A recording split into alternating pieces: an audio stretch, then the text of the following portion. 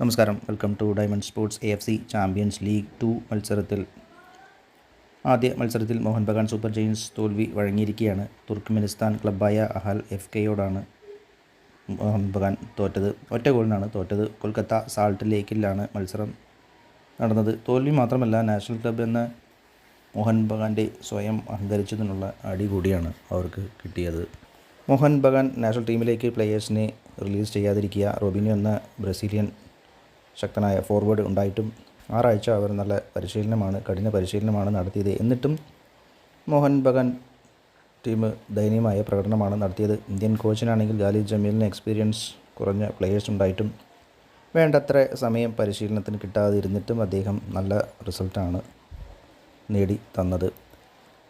മോഹൻ ബഗാൻ്റെ 63 കോടി മാർക്കറ്റ് വാല്യൂക്കെതിരെ അഹൽ FKയ്ക്ക് 3 കോടി മാത്രമാണ് അവർക്ക് മാർക്കറ്റ് വാല്യൂ ഉള്ള ഒരു ക്ലബ്ബാണ്. ഒരു ഫോറിൻ പ്ലെയർ മോഹൻ ബഗാന് കൊടുക്കുന്ന സാലറിയുടെ അത്ര തന്നെയാണ് അവരുടെ മൊത്തം ടീമിൻ്റെ വാല്യൂ.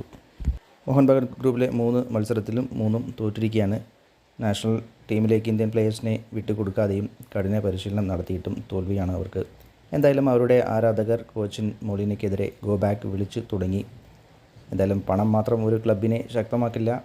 പോരാട്ട വീര്യം നഷ്ടപ്പെട്ടാൽ ഫലം തോൽവി തന്നെ എന്ന് തെളിയിക്കുന്ന മത്സരം തന്നെയായിരുന്നു.